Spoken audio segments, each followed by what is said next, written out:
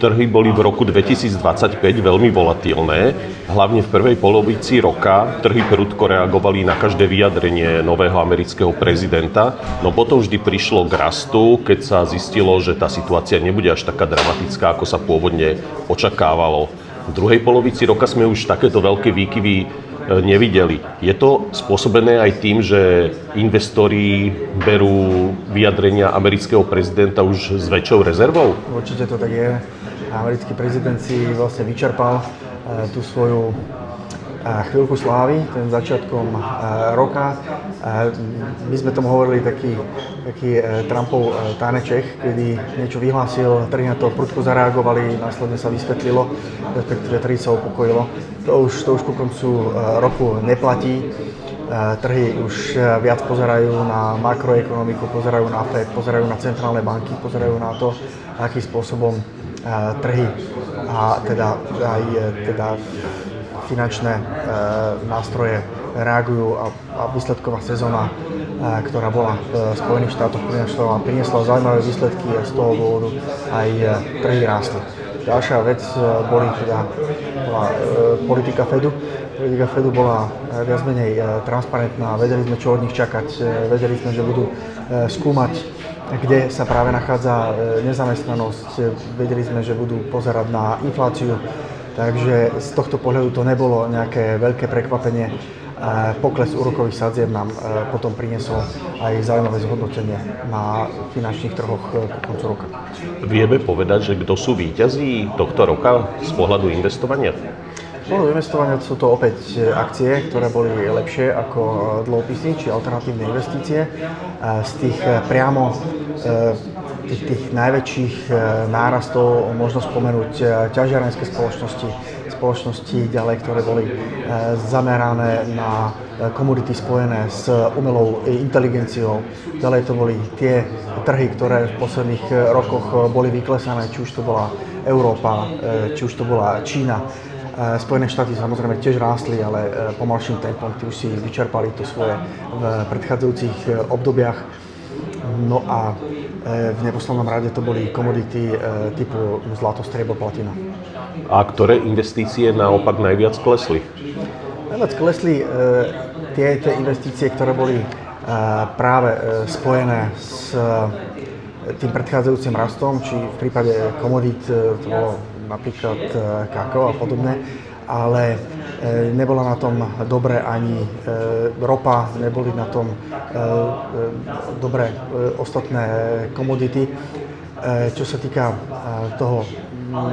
tých dlhopisových investícií, tam to mohlo byť samozrejme lepšie, čo sa týka veľkých štátnych dlhopisov. Týmto sa až toľko nedarilo vzhľadom na to, že rastie dlh, rastie niečo, čo neúplne pozitívne vnímané.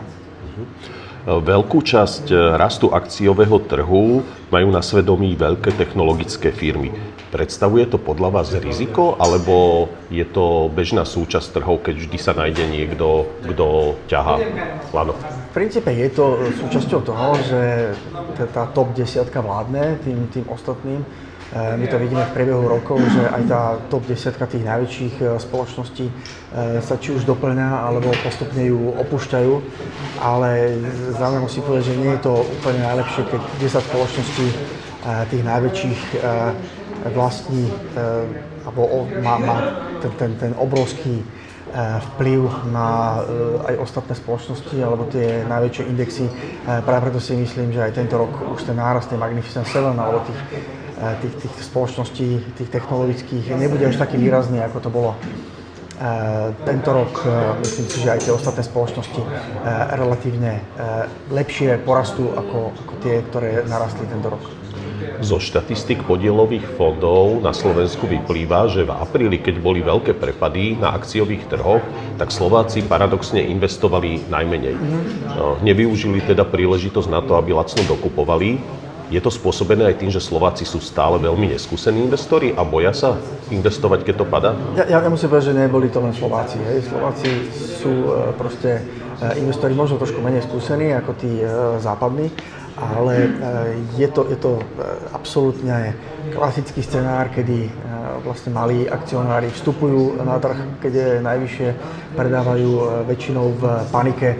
Je to všetko o investorskom nastavení, je to o tom, ako sú edukovaní investori a priznajme si, ako aj ľudský, málo kto chce investovať, keď niečo je v poklese.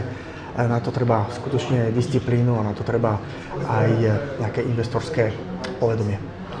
Ako ovplyvní investovanie budúcoročná konsolidácia? Budú mať ľudia menej peňazí na to, aby investovali? Ja som o tom absolútne presvedčený, vzhľadom na to, že príde k vyššiemu daňovému zaťaženiu, budú aj pravdepodobne vyššie ceny energií, väčšia neistota. Nehovoríme, že to bude mať priamy vplyv, že nemenia sa nejaké daňové zákony, ale mení sa objem, ktorý by Slováci mohli investovať a takýmto spôsobom prispievať aj k svojej budúcnosti a zhodnotení svojich prostriedkov. Vieme sa veľmi dobre pozrieť na to, do čoho sa oplatilo investovať v tomto roku, ale každého investora skôr zaujíma, do čoho by mal investovať. Viete vytiahnuť kryštálovú guľu a povedať, že čo najviac bude zarábať v budúcom roku?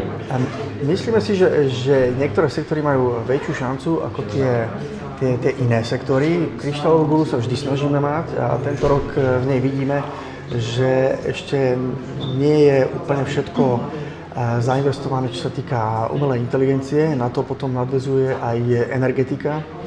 A našimi evergreenami je zdravotníctvo a ešte stále je to aj defense. A z toho, myslím, obrana a z tejto predovšetkým kyberobrana proti rôznym útokom. Tuto vidíme, že narastanie takejto neistoty nám môže priniesť obrovské škody, pokiaľ by sa to neriešilo.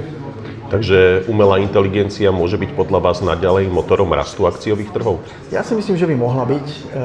Je to spôsobené tým, že by nejak prudko tieto spoločnosti, ktoré do toho investujú, možno rástli, ale ten následný efekt sa určite prejaví vo vyššej produktivite, v tom, že spoločnosti, ktoré doteraz mohli poskytovať na nejakej úrovni služieb, AI im pomerne významne zmení aj ich biznis model a týmto spôsobom by mohlo prísť aj k rastu na našich trhoch. Takže mali by si investori všímať napríklad také firmy, ktoré začínajú využívať AI po svoj prospech, aj keď ide o nejaký tradičný biznis?